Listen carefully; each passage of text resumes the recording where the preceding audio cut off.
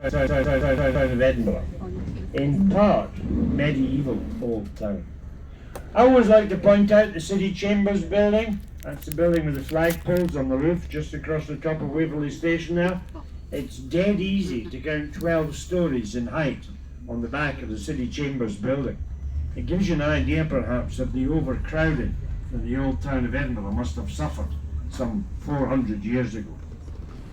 In front of us now, probably the most iconic monument in the city of Edinburgh today, the Scott Monument, often called the Gothic Rocket. It certainly resembles Thunderbird 3. It's one of the tallest monuments to a writer anywhere in the world. It's over 200 feet in height. There are in fact 287 steps to the top of the Scott Monument, and I'm delighted to say it's open again to visitors. It was closed for over 2 years because of the pandemic. It's reopened 7 days a week, 10 a.m. to 4:30 p.m. £8 gets you entry and a guided tour to the very top, all 287 steps. Left hand side of us now, what I call an Edinburgh institution, the old General's Department store. Sadly, no longer trading. Scheduled to reopen as a 5-star hotel at the end of next year, with, I understand, a rooftop bar and a retail environment on the ground floor. So I await developments on that front with some interest. There's a little lane runs behind the old General's building, Rose Street. We'll come back to that very shortly.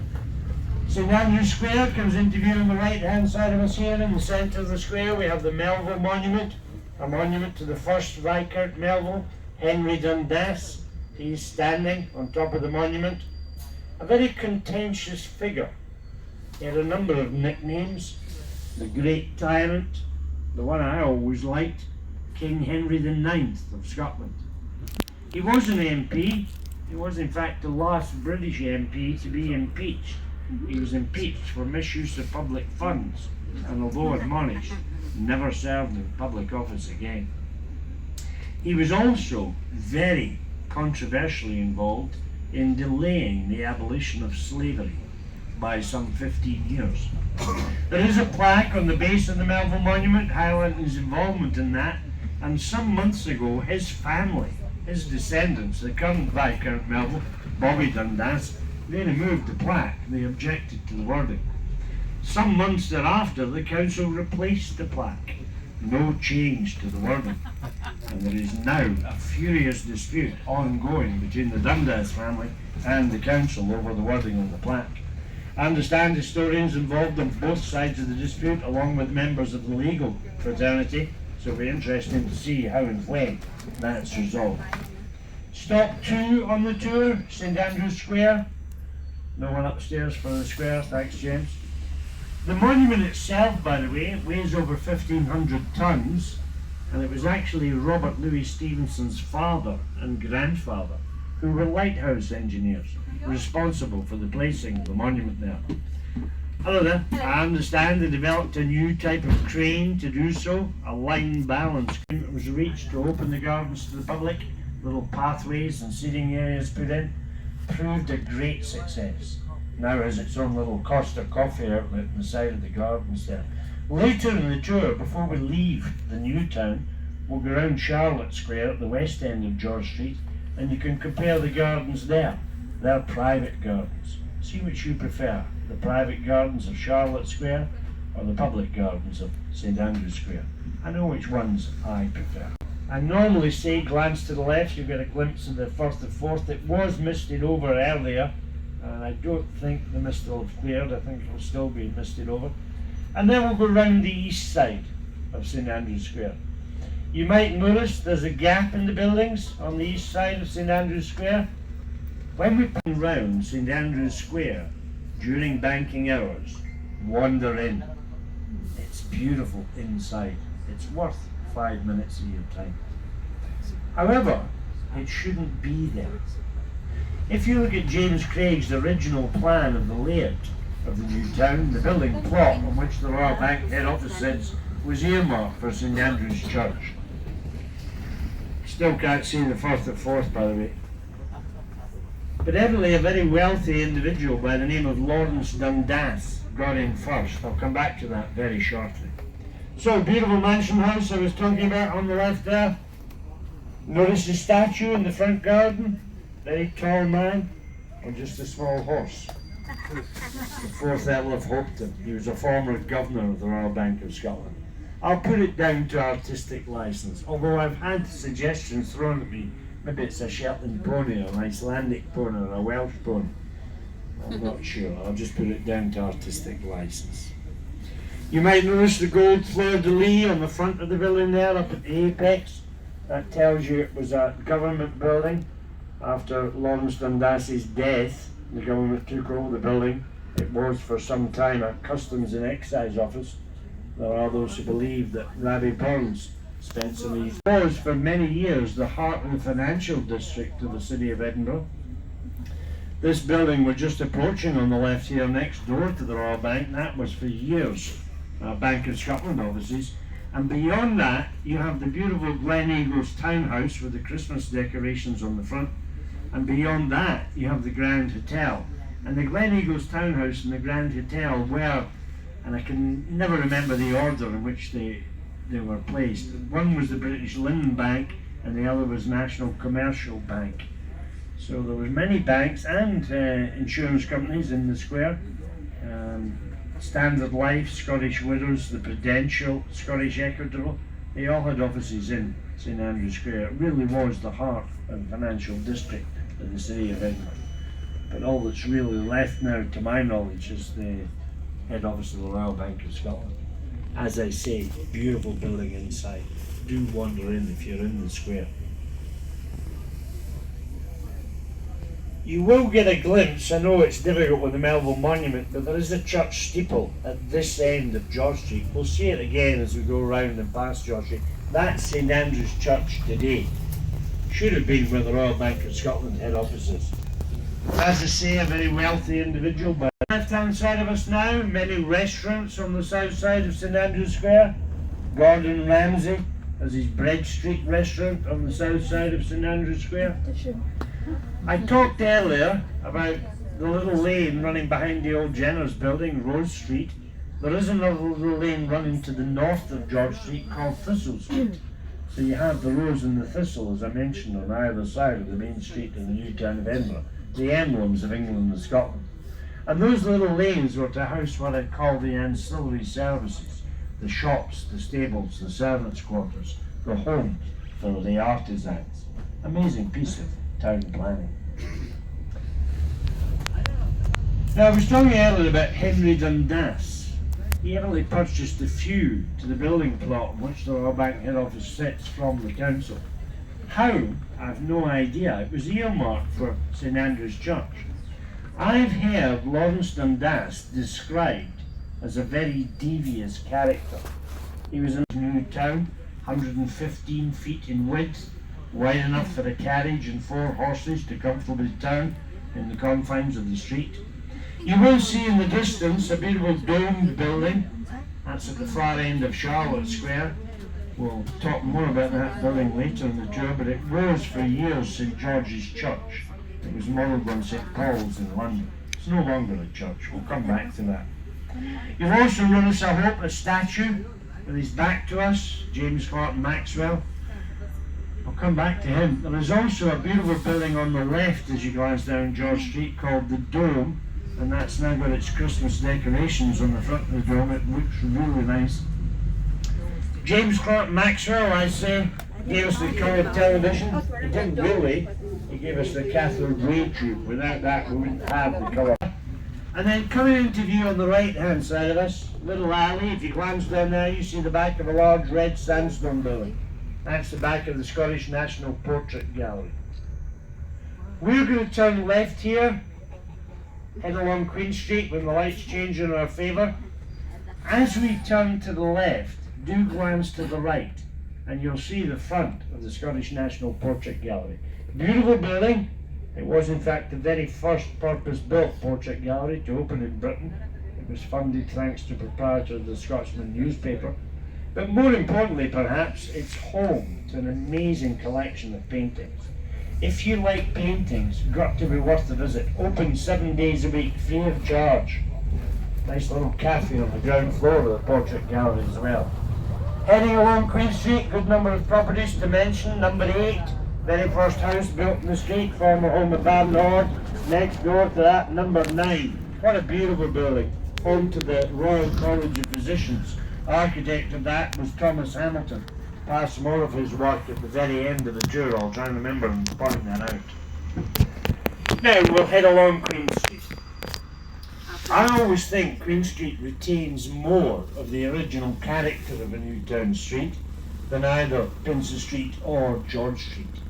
Essentially, beautiful 3-storey Georgian townhouses on one side of Queen Street, and on the other side, beautiful private gardens. The gardens of Queen Street are still private to this day. To gain access to those gardens today, you need to satisfy 2 requirements. First of all, you have to own a home in the new town of Edinburgh. Secondly, you have to pay an annual fee. The fee today is £500, but I reckon if you can afford a home in the new town of Edinburgh, you're not going to lose any over £500 a year. Not for pristine and maintained garden space in the heart of the new town of Edinburgh. Building with the Christmas decorations we're just passing now, that's the head office of the Malt Whisky Association. Growing vegetables, drying clothes, coal storage. You only have to look at the roofs of the buildings in the new town of Edinburgh. Look at the number of chimney pots and chimney breasts on the rooftops. Wonder at the number of coal fires that must have burned when coal was the fuel of choice. There is another little street running to the north of the gardens there. Beautiful little street called Harriet Row. That's where a young Robert Louis Stevenson spent his childhood. And I've been told there's a pond in the gardens there with an island in the middle. And there are those who believe that's where Stevenson got his inspiration from the novel Treasure Island. Now we're going to turn and head up now to Charlotte Square, reckoned to be the finest example of a Georgian square anywhere in Britain, and I include Bath in that remark. I think the rain's starting to come down. If anyone's wanting to move, I say, okay. I say, yeah. I say, just hold on tight.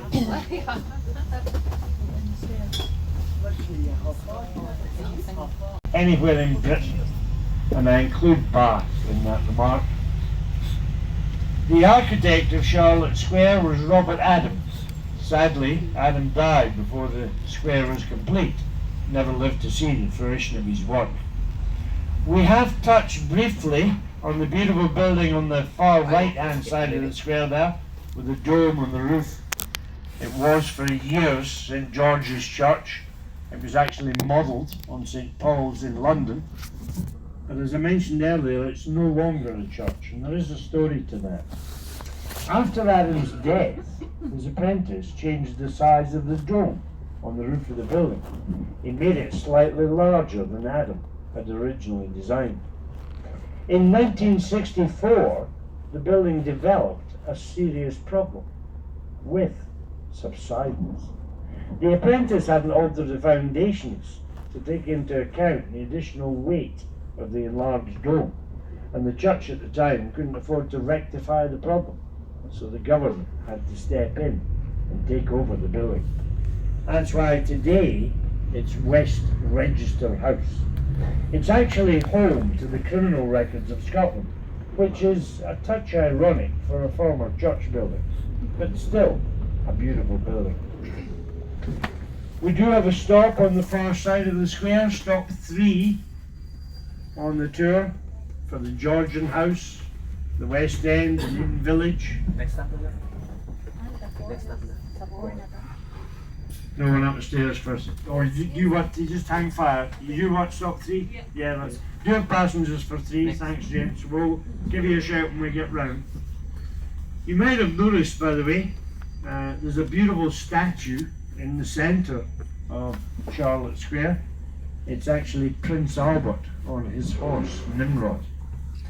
I understand that Queen Victoria made one of her very rare public appearances to unveil that statue in front of a very large crowd. When she did so, the sculptor, John Steele, immediately became Sir John Steele.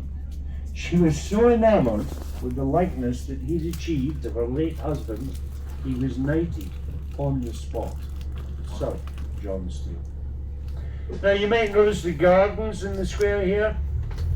They're private gardens, unlike the public gardens of St Andrew's Square. You can decide which you prefer. I know which ones I prefer. I'm not saying I don't like the gardens here. It's just they tend to be as we see them just now. There's no one around, there's no life in the gardens.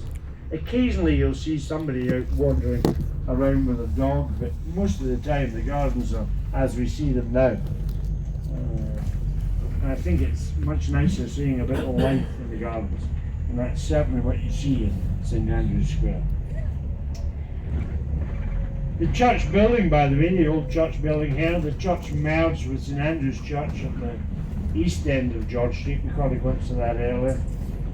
So we're just coming in to stop 3 now. Thanks, James. That's us now, ladies. Thank you. Thanks, dear.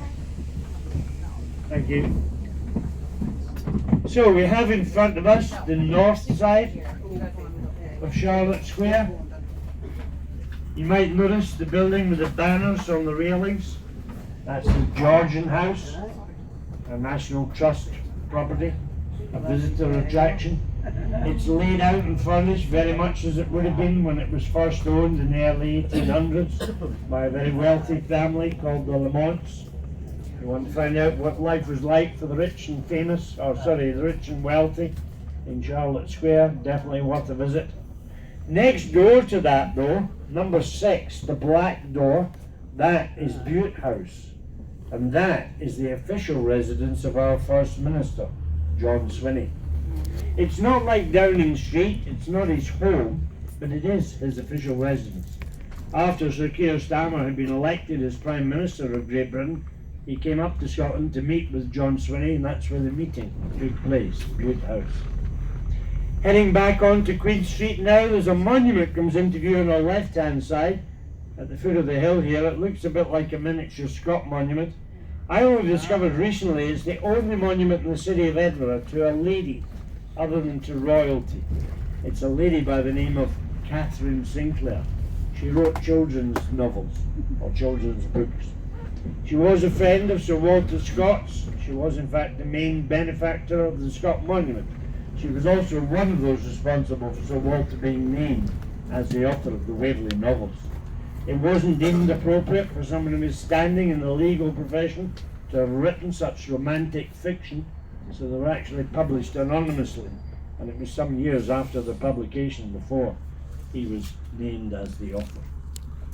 I can always remember when the film Rob Roy with Liam Neeson first came out, one of my all-time favourite films, and I thought after watching that I must read Rob Roy. I'd never read Rob Roy. I've never read a novel by Sir Walter Scott. I got hold of a copy. I don't think I got past page 5. I take my hat off to anyone who's read a novel by Sir Walter Scott. Now I do like to point out number 52 Queen Street, former home of Sir James Young Simpson. White surround, blue door, doors firmly closed, just passing it now. In fact, that's where he discovered the anaesthetic properties of chloroform, for which we should all be extremely grateful. If you think about it, surgical patients used to be strapped to an operating table. Doesn't really bear thinking about. Queen Victoria used chloroform prior to the birth of her 8th child, Zoe. After Sir James Young Simpson's death, Queen Victoria asked if he should be buried at Westminster Abbey. But his wish, and his family's wish, were that he be buried in Edinburgh. And he was buried at Warriston Cemetery, to the north of the town. On the day of Sir James Young Simpson's burial, over 100,000 mourners lined the streets of Edinburgh to pay their respects. He was held in such esteem. We will pass a statue of Sir James Young Simpson. We'll see that before we leave Princess Street. I'll try and point that out to you very shortly. Now, when the lights change here in front of us, we're going to turn to the right and head up what's called Frederick Street. I will warn you, Frederick Street is... When we turn at the junction here, do glance to your left. Just as we turn, you'll be looking down the little street to the left-hand side of us here, and you'll get a glimpse at the foot of the street of a beautiful little church building, St. Stephen's Church. And the architect of St. Stephen's Church, William Henry Playfair. You may also notice a clock face on the front of the church building. I only discovered recently the clock has the longest pendulum of any clock in any building in Europe. And I didn't believe the guy that told me that. And I looked it up on Wikipedia and then had to apologise. Wikipedia isn't always factual. Well, according to Wikipedia, they say it's got the longest pendulum of any clock in any building in Europe. And unfortunately, I'm not in a position to dispute that. But I know what you're saying. It's not always correct. So we turn on to Frederick Street here, and ahead of us, on the brow of the ridge, a statue with his back to us, William Pitt the Younger, youngest ever Prime Minister of Great Britain. He was 24 years old when he was elected Prime Minister. He was in the unfortunate position of having to fund the cost of the Napoleonic Wars and the American Wars of Independence. To do so, introduced a great number of temporary taxes. One of those was income tax. I'm still waiting for the temporary nature of that to prove itself. I think we're all still waiting. I think we might have a long wait somehow. Now, we do have stop 4 on the south side of Frederick Street. Stop 4 for Princess Street Gardens, the new town. Stop 4. You want to stop 4? We do have passengers for stop 4, thanks James. I'll give you a shout shortly. We're just crossing over George Street now. See, they're getting the ice rink ready for the Christmas festivities there. I'm sure they've got 2 ice rinks going up this year, or maybe 3. I'm not quite sure what they're doing there. Or a polar ice bar. Right, I'm with you. So they're putting bars up in this section, and the far section I think will be where the ice rink is, if they stick to tradition. So we're just coming in to stop 4 here. Just hang fire, we stop. That's us now, folks. Thanking you. Stop 4. Thank you. Thank you. Just take it easy. Passengers going down, James. Thanks. I mentioned Rose Street earlier, just in front of us here on the other side. Rose Street developed into a street of pubs. When I was a young man, it's where stag nights were traditionally held. And the tradition was the groom had to have a drink in every pub in Rose Street on his stag night. Hello there. Hello. When my stag night took place, there were 27 pubs in Rose Street. To say I don't remember the evening would be an understatement. I haven't a clue. Glad to say it was a long time ago.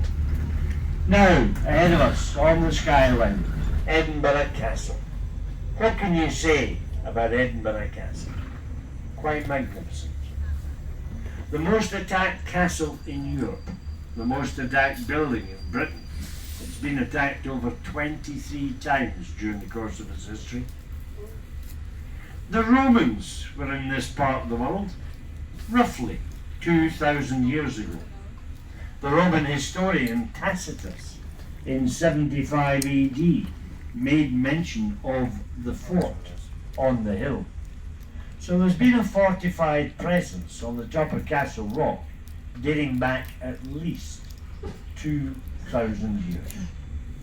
The oldest building today on the ramparts of Edinburgh Castle is St Margaret's Chapel.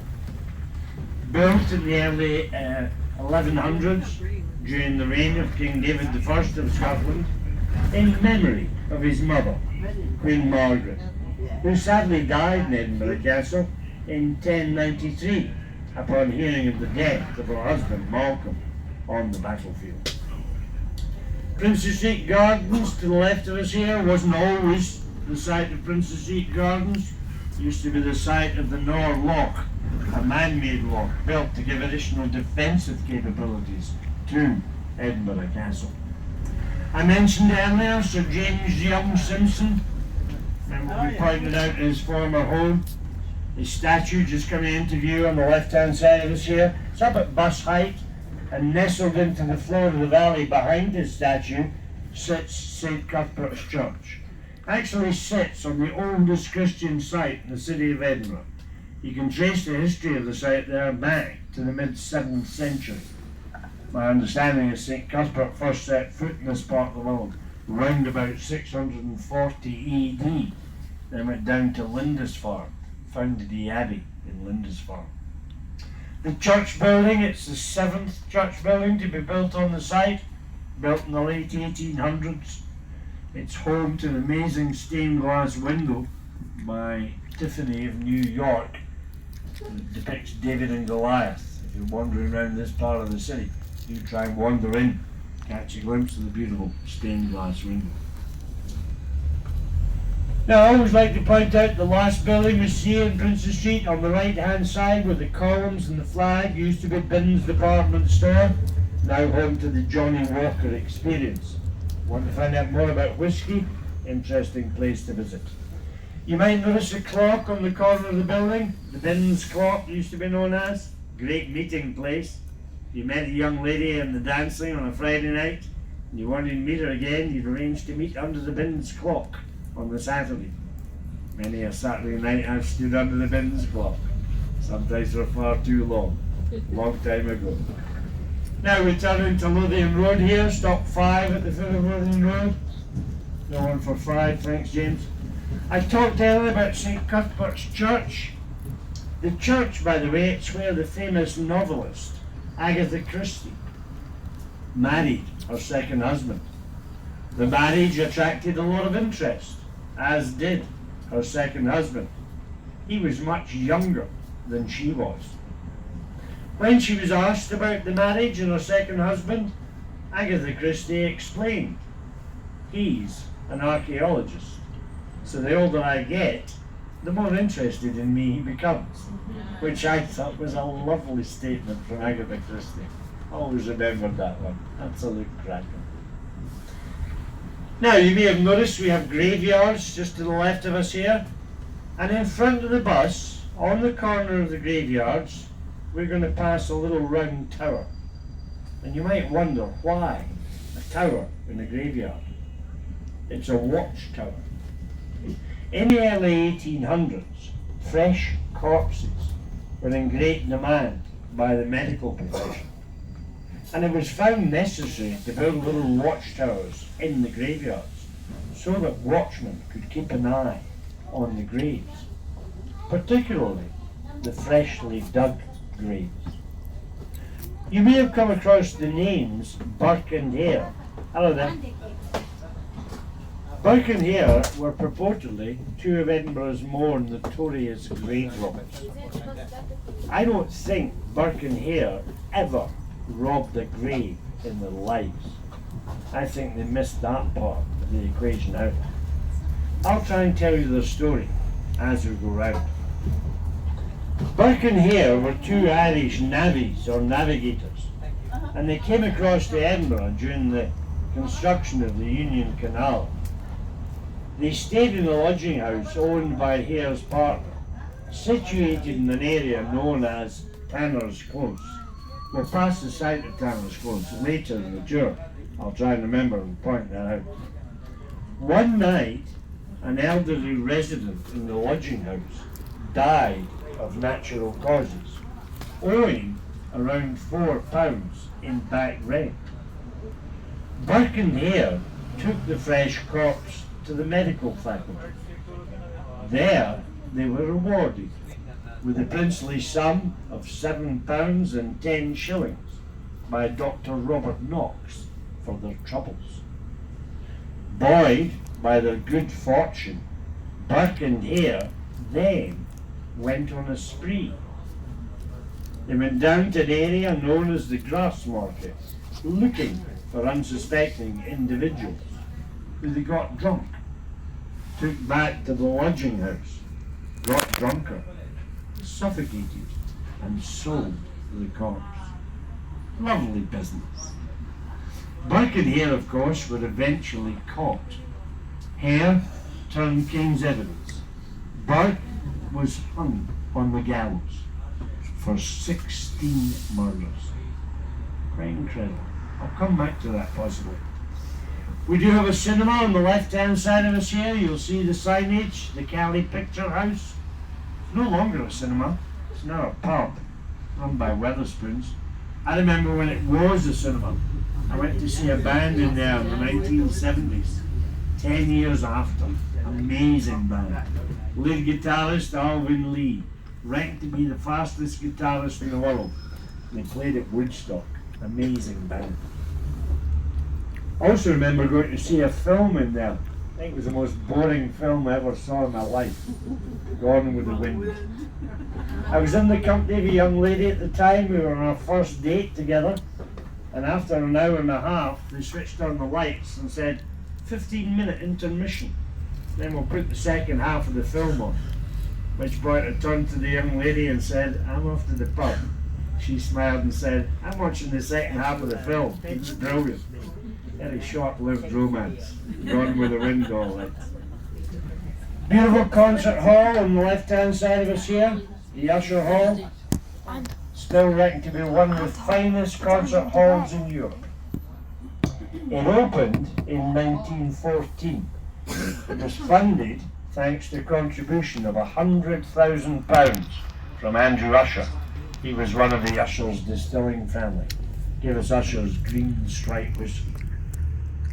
I was actually in the Usher Hall for the first time in about 40 years on Wednesday night. There was a certain gentleman by the name of Bob Dylan playing in the Usher Hall, and I've been a Dylan fan all my life. I'm delighted to see I managed to get a ticket to go and see him. I thought it was amazing. Usher's Green Stripe Whiskey. I'd never had it as a guide a few years ago. I understand it was an export blend. And then about 5 months ago I got an invitation to the Scotch Whisky Tasting Centre. It's a visitor attraction up at the top of the Lund Market, quite close to the Castle Esplanade. And they recently revamped the visitor attraction there. And they have on display an amazing collection of over 3,000 bottles of Scotch whisky. And one of those, Usher's Green Stripe. So I can now say, hand on heart, I've seen a bottle of Usher's Green Stripe. Sadly, never tasted it, just seen. Now we do have a cinema coming into view on the right hand side ahead of us, covered in the sheeting there, the Edinburgh Film House. It actually closed just after Christmas last year. The building was taken over by a company called Caledonian Heritable, and there's been a crowdfunding appeal. It's likely, I believe, the film house is going to reopen quite shortly, so I'll be delighted to see that when it happens. Turn into Bread Street now. There are those who believe it was named after the bread makers. Not convinced about that one. Used to be called Point Street. Interesting little street coming into view on the left here, Spittal Street. Notice the castle and Castle Rock. We'll see that again. We'll come back into Spittal Street before we head up towards the castle. Promise you that view one more time. Now, I was talking earlier about Burke and Hare. Bless you. There's a very large grey concrete building coming into view on the left-hand side here, just past the traffic lights, Argyle House. We'll talk more about Argyle House later in the tour. But the reason I mention that Argyle House sits on the site of Tanner's Close, where Burke and Hare had their lodging house. I mentioned they went on a spree down to the Grassmarket. We're heading down to the Grassmarket ourselves now. We do have a stop in the Grassmarket, stop 6 on the tour. Do have passengers for 6, thanks Jens. I'll give you a shout shortly, folks. The Grassmarket was home to a livestock market for over 500 years.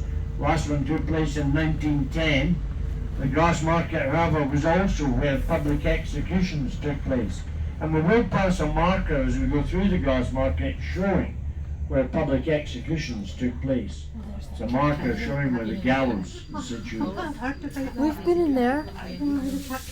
We do have a cafe just coming into view on the left-hand side here. Or to people interested in the cat cafe or Maison de Mowgli.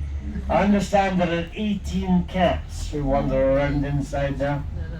If you like cats, it might be worth organising a visit.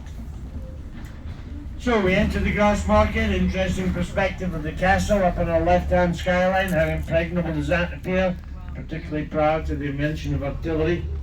Pass a good number of pubs as we go through the Grassmarket. Coming into view on the left here, just when we clear the trees, the White Hart Inn. That's the oldest pub in the old town of Edinburgh. You can trace the history of the White Hart Inn back to 1516, over 500 years old. Rabbie Burns reportedly spent one of his nights in Edinburgh at the White Hart Inn. Now we're just coming into stop 6 here for the Grassmarket. Do have passengers coming down, thanks James, just take your time folks. Thanking you. Take your time, thanks down. Thank you. Thanks down. Thanks Thank you very much, this is great. No problem. We do get a brief glimpse of the Castle Esplanade up on the left there through the gap in the buildings. We'll see that later in the tour again. Opened in 1753, where of course the annual military tattoo takes place during the month of August. Over 8,000 visitors attend each performance of the tattoo. Amazing spectacle. Now I did say we'd pass the site of the gallows as we go through the Grassmarket. It's a round raised marker. It's actually known as the Covenanters Memorial. Over 100 Covenanters hung on the gallows here in the Grassmarket during a terrible period in Scottish history, a period known as the Killing Time, religious persecution at its very worst, 1681 to 88. Just passing it now on the left there, round raised marker. Little street going up the hill on the left, Diagon Alley perchance. There are those who believe that's where Rowling got her inspiration from. Coogate coming into view directly ahead of us. Second oldest street in the old town of Edinburgh, Georgia Forth Bridge down there. We'll cross that shortly, but first we head up Candlemaker Row. Named after the candle makers. Moved here because of the dangers of fire, also because of the smell. Candles were historically not made from beeswax, as they are today. They were made from animal fat, from tallow, and the smell, I understand, was quite repugnant. Candlemaker Hall comes into view on the right there, opened 1772, and on the left-hand side, at the very top of the hill, very end of the railings, next to the lamppost, very quick glimpse of the back of Greyfriars Bobby, statue of a little dog. Story goes, the little dog was 2 years old when his master, Jock Gray, a night watchman and policeman, died of tuberculosis, buried in Greyfriars Churchyard, just to the right of us there. For the next 14 years, the little dog slept on his master's grave, only leaving his graveside at 1 o'clock each day when the 1 o'clock gun was fired to go off in search of food. Understandably, Little Dog became a firm favourite with the locals.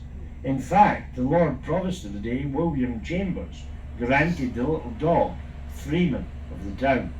You can in fact still see the Little Dog's collar and lead and dog bow in the Museum of Edinburgh in the Royal Mile. We'll pass that later in the tour. The story was picked up by an American lady who wrote a novel about the dog's loyalty and devotion. And then, in 1961, Walt Disney picked up the story and gave us the film Greyfriars Bobby, gave the little dog worldwide fame. Check out the old building in front of us with the turrets and scaffolding and the sheeting. That is the world's first purpose-built student union, Teviot House. 7 bars in Teviot House. Certainly got the priorities right. Very large grey building on the left here, medical faculty of the University of Edinburgh. where Birkenhair brought the fresh crops. Middle Walk on the left there stretches down to the meadows.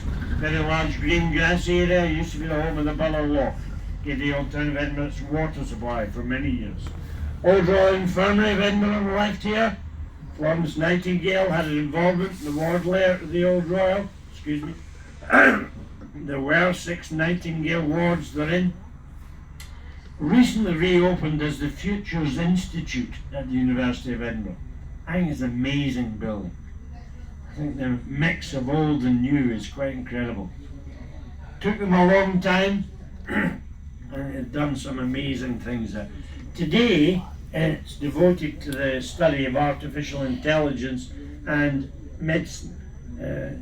Very involved in medical research and teaching. Excuse me. We walked past a square at the front of the building, which they've remodeled, and I understand there is in fact a theatre under the square there, a 200-seater. Hello there. Hello. Hello. Are we allowed to get off here? You want to get off? Yeah? Well, we think we missed. Did we miss the castle? No, We the did castle stopped 9. No, you're okay. We're going 3 months coming home. Yeah, you're no problem, dear. There's a seat here, another 2 there, so Alright. you'd be okay with me here and then Di and Heidi can sit and the other one inside? Another one inside there. Yeah.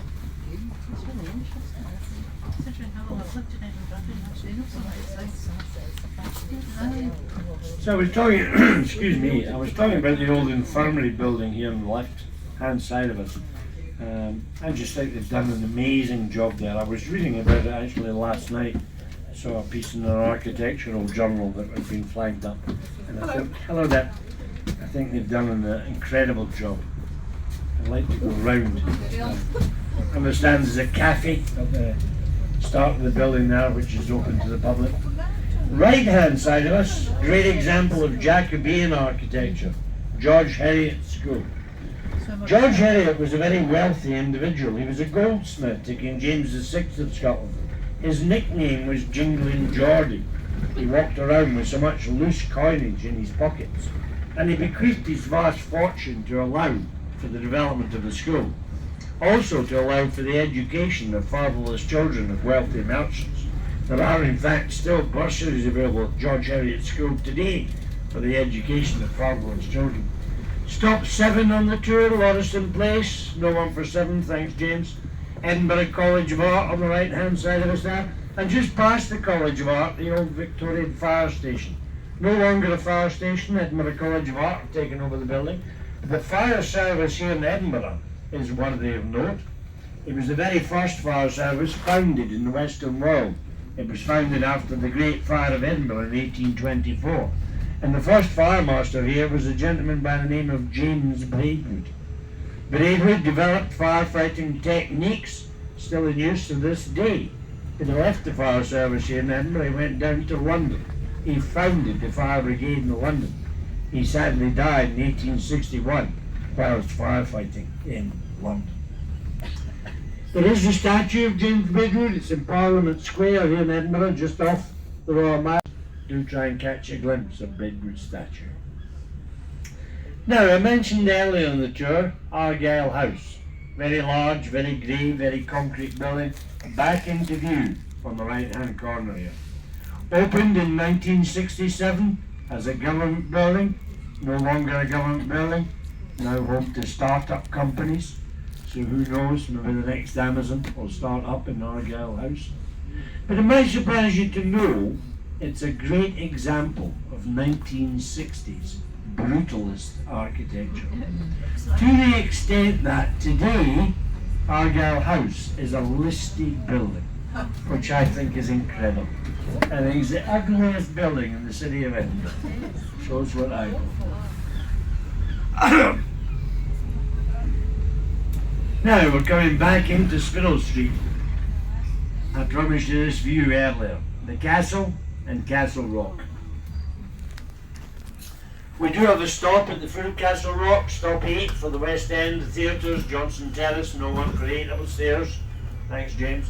Castle Rock is an old volcanic plug. There's been evidence of human habitation discovered on the top of Castle Rock dating back at least 8,000 years, which I think is incredible. Actually, it takes us back to the Mesolithic period.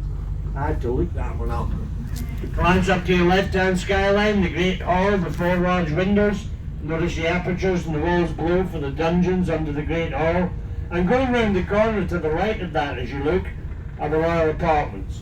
That's where the young Mary Queen of Scots gave birth to the baby that would one day become King James VI of Scotland, first in England. Hogwarts School in the right skyline there? Not really. It's the front of George Heriot School. We'll see it again past the old barracks building here on the right. Queen Victoria to thank for those. She wanted better accommodation for soldiers serving in the castle. But George Heriot School, back into view on the right, work on the school started in 1624. Oliver Cromwell used the building as a hospital in 1650. First pupils were there in 1659, which I think is amazing. Coming into the main stop on the tour now, stop 9 for the castle. They've moved the stop from the Lawn Market round to the top of Johnson Terrace here, so buses here every half an hour. Last one 4:45 this evening.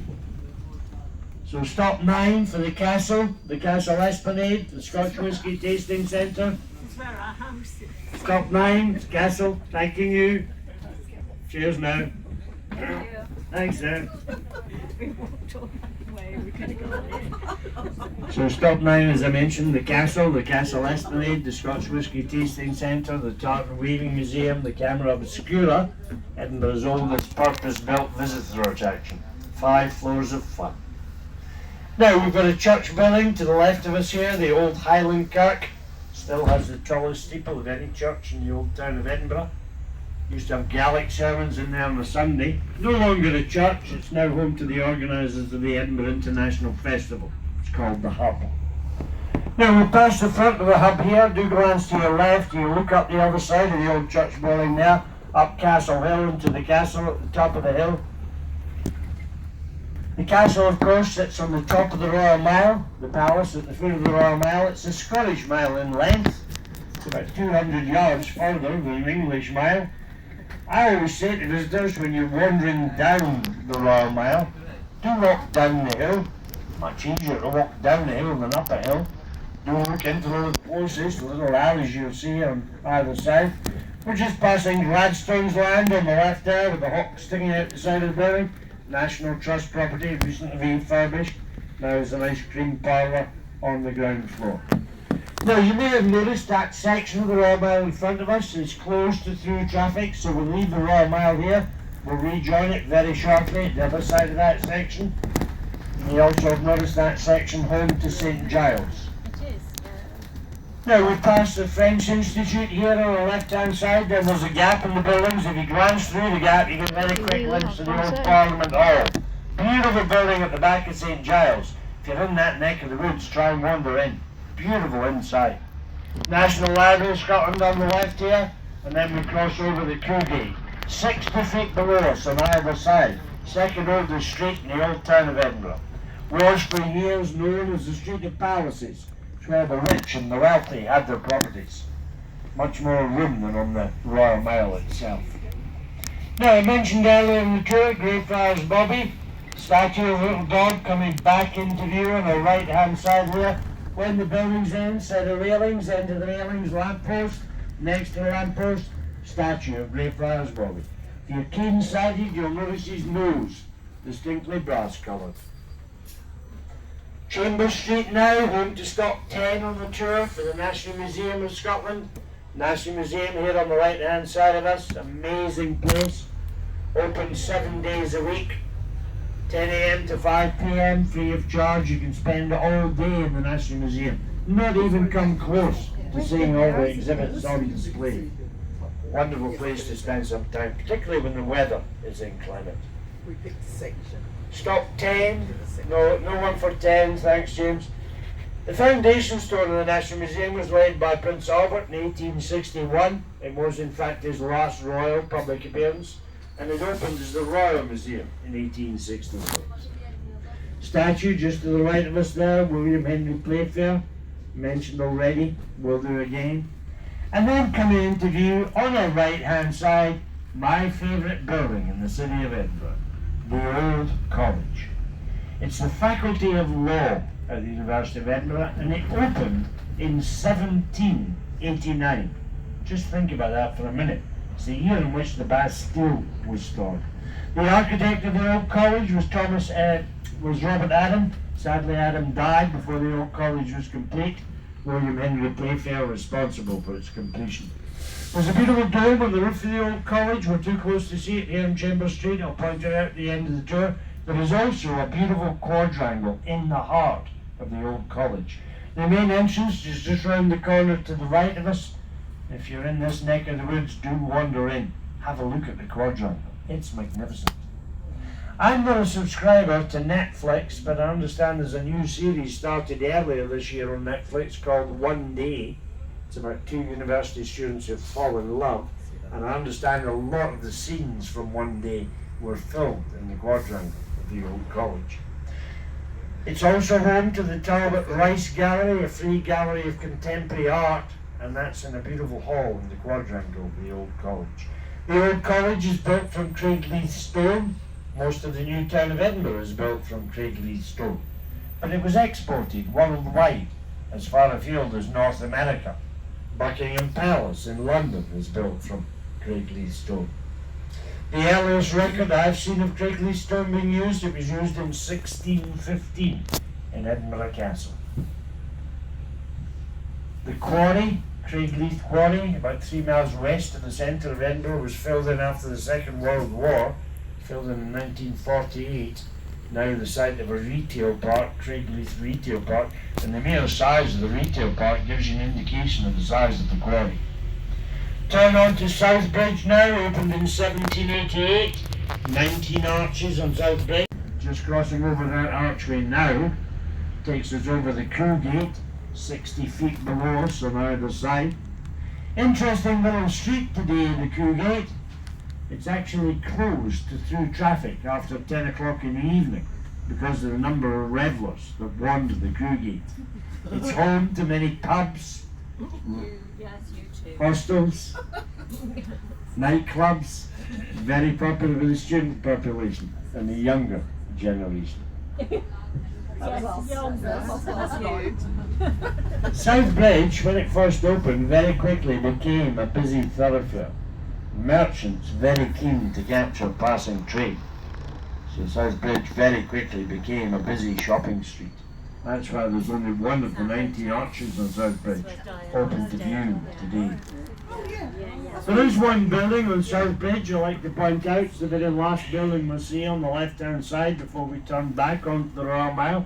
It's an old church building.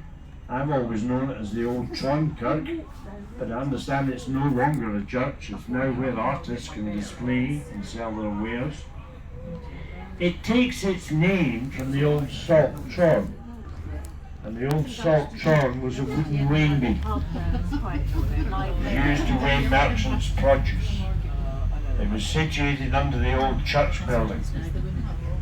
If a merchant was found to be selling produce underweight, they'd be nailed to the old salt churn beam by their ear and roughly removed at the end of the day's proceedings. They'd then, of course, be earmarked, indicating they were a dishonest merchant. Now we're turning back onto the Royal Mile here. We do have a stop in this section of the Royal Mile. There's a rugby team getting on the bus there, to the right of us there. That was well timed. That was excellent timing, James. Oh, can you just stop, James? We have to give James a shout out. Credits to Certainly, James. hopefully get home for the game later on tonight. Fingers crossed. We do have a stop 11, John Knox House, Museum of Childhood. No one for 11, thanks James. Oldest inhabited house in the Royal Mile, tucked into the left-hand corner, Mowbray House. On the pavement outside Mowbray House, Road Wellhead. dates back to 1675. Sure, it's seen many a refurbishment over the years. In front of the old wellhead, jutting out onto the pavement, John Knox House. I'm always in awe when we pass John Knox House. If you think about it, Christopher Columbus discovered America in 1492.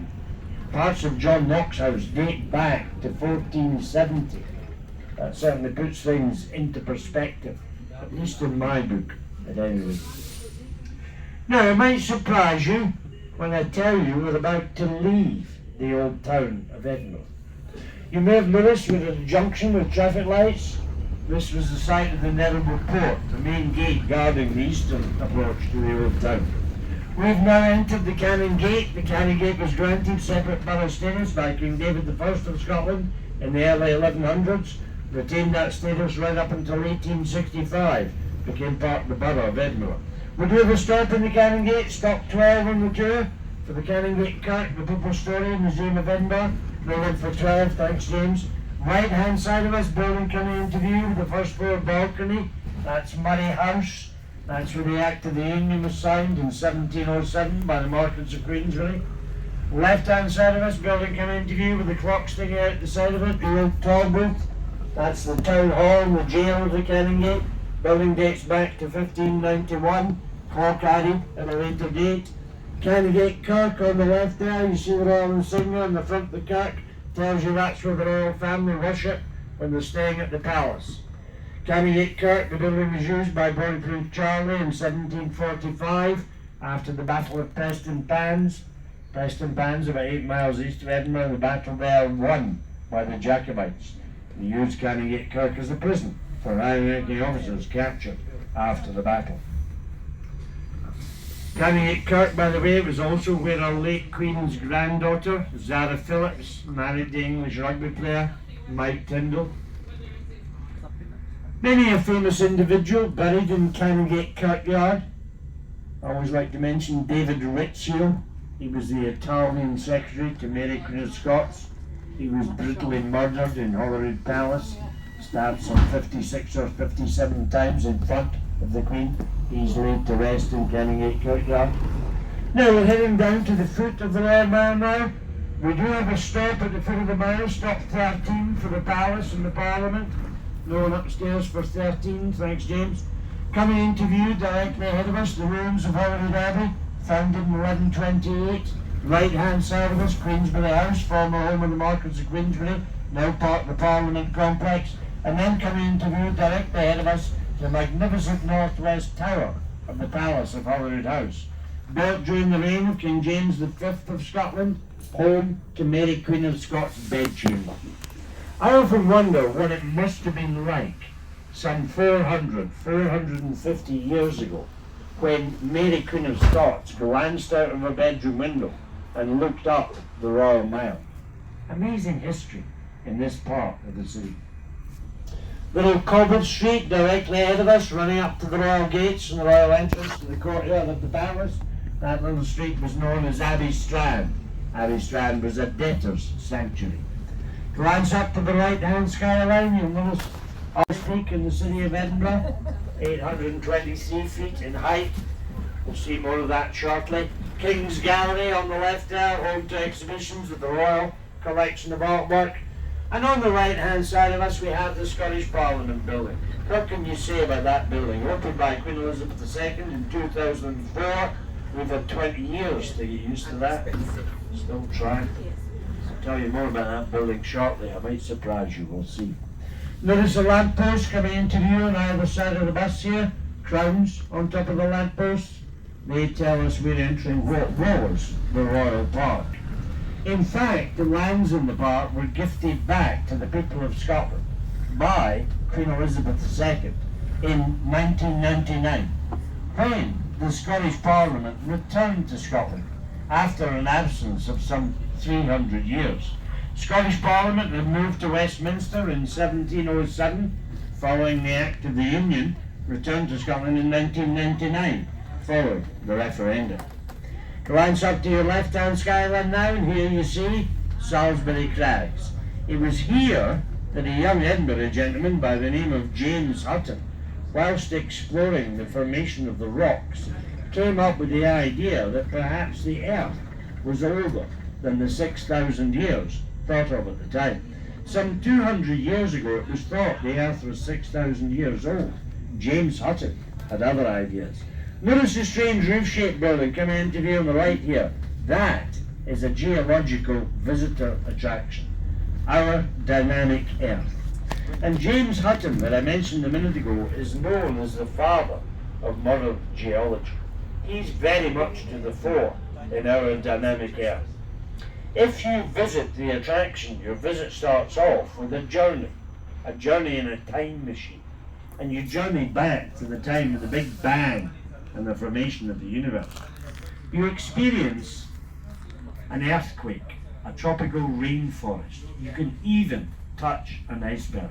It's a very hands-on, very interesting, very interactive attraction, irrespective of your age group. We do have a stop in the turning circle of our dynamic Earth, stop 14 on the tour. No one up the stairs for 14, thanks James. It's a little bumpy going round, so do bear with us. You do get some interesting views of the Parliament complex as we enter and exit the turning circle there. I visited here about 6 months ago, my 21-year-old granddaughter. It was incredible. They used footage from NASA and other space agencies, and basically we journeyed in a spaceship out into the universe until the Earth was the size of a speck of sand in the distance. It was amazing. Thoroughly enjoyed it. So did my granddaughter. I was speaking to a lady on the tours quite recently, and she was telling me when she was with the planetarium they were taking on a deep sea expedition, and again they used real live footage. She said that was amazing. Now, in front of us, the Scottish Parliament complex. I did say that I might surprise you. It's a beautiful building. Inside, it's actually home to the largest debating chamber in any European Parliament. The Scottish Parliament was closed to visitors for over 2 years because of the pandemic. I'm delighted to say it's reopened again 6 days a week, free of charge, Monday to Saturday. They do in fact have free guided tours on a Monday and a Friday. We never touched on the cost of the Scottish Parliament. After they'd done their initial drawings, they came out with an estimated cost, £40 million. No small sum of money. You'd expect a nice building for £40 million. They were weird. Finished cost, £400 million. Unbelievable. I'll come back to that. Building on the right here might be of interest to computer games enthusiasts. Home to a company called Rockstar North. They gave us Grand Theft Auto, Red Dead Redemption, 2 leading titles I'm told in the world of computer gaming. Queen's Drive on the right there, all the way around the park, Prince Albert to thank for that. Queen Victoria, everybody loved carriage rides round Holyrood Park. Left hand side of us now, castellated wall. There's a story to that. Our dynamic Earth sits on the site of a former brewery. And the story goes, Queen Victoria, when she stayed at Holyrood Palace, didn't like looking onto the site of a brewery. So Prince Albert had the castellated wall built to improve her view. Well done to Prince Albert. Anything for a quiet life. Now check out the pillars in front of us on either side of the gates. Tops of the pillars, right hand side, Unicorn of Scotland. Left hand side, Lion of England. You might notice there's a chain around the neck of the unicorn. It's snapped just to show us Scots can't be tamed. And then in front of us we have our £400 million Scottish Parliament. Words fail me. I've had it described as a Marmite building. You love it or you hate it. Stop 15 on the tour for the Palace, the Parliament, Queen Mary's bathhouse. No one up the stairs for 15, thanks James. Coming into view on our right hand side we have the refurbished Physic Garden, forerunner of the Botanic Gardens. And then staying on the right hand side, we have a very old, very small building jutting out onto the pavement known as Queen Mary's Bathhouse. I'll leave you to decide if Mary Queen of Scots went there for a bath.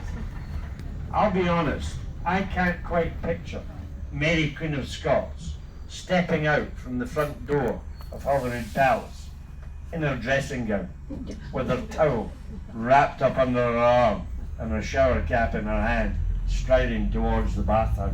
It just doesn't ring true. Our sister tour, if I can call her that, the Red City Sightseeing Bus Tour, they have pre-recorded commentary. And when their pre-recorded commentary talked about the bathhouse, it talked about a secret passage running underground from the bathhouse to the palace and emerging close to the Queen's bedchamber. And I'll be honest, I found that much more believable than the thought of Mary Queen of Scots heading to the bathhouse for a bath. Having said that, I have heard it said that Mary Queen of Scots bathed twice a year in white wine. Whether there's truth in that or not, I have no idea. That subject did get a call an educational website. And he came back and he told us he'd discovered that Mary Queen of Scots was very hygienic in her habits. She'd been brought up in France. However, she liked to bathe in white wine. She thought it was good for her skin.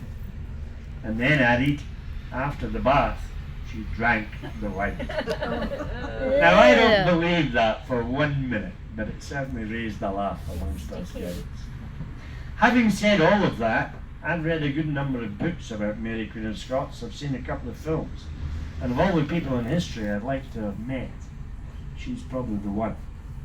I think she was a very tall, attractive, educated and intelligent young lady, and treated abysmally by those around her, those that should have loved and cared for, those that should have known better. She became Queen of Scots when she was 6 days old. She moved to France, married the future king. He sadly died as king when he was 17. She was told in no uncertain terms, I'm sure, by her mother-in-law, Catherine Medici, there was no room in France for 2 dowager queens. She returned to Scotland aged 18, and the rest, as they say, is history. Now, as we turn on to Regent Road here, great views to the left-hand side of us, Holyrood Park, largest park in the centre of any European city. So lucky to have such a park here in the heart of Edinburgh. In the centre of the park, Arthur's Seat, tall volcanic peak, tallest peak in the city of Edinburgh, 823 feet in height. Get a glimpse of the ruins of the Abbey, shrouded in sheeting, the roof of the palace, our dynamic earth, the Scottish Parliament, and on the right-hand side, probably the most expensive street in Scotland, Regent Terrace.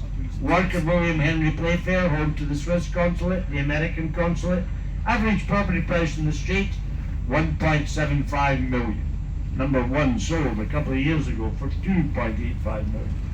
I always smile when I mention that. A long time ago, and I mean a long time ago, when I was at school, 1, 2 and 4 were overflow classrooms. I'll point out the school shortly. Monument on our left here to our national bard, Rabbie Burns, the Burns Monument. The architect of that, Thomas Hamilton. He was also the architect of the old school building I said and mentioned.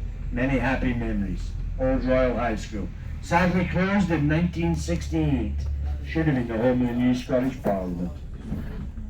You might notice there's a blue door behind the pillars in the central section there.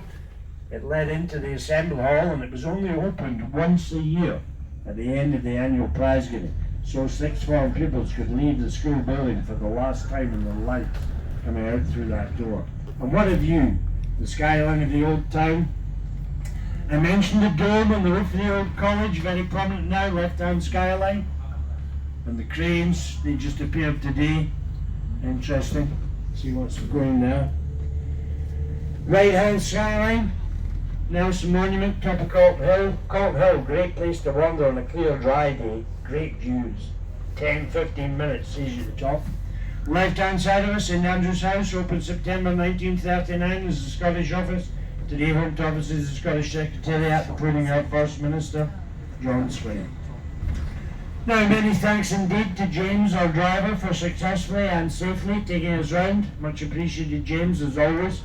We're coming back into Waterloo Place, the first and finished part of the tour. It's a hop-on, hop-off tour. You're welcome to stay on board. We'll leave again at past. Another guide coming on board. But most importantly, stay safe, enjoy your visit to our beautiful city, and I hope you've enjoyed your tour. Thanks very much indeed. Thanks, James. Thank you.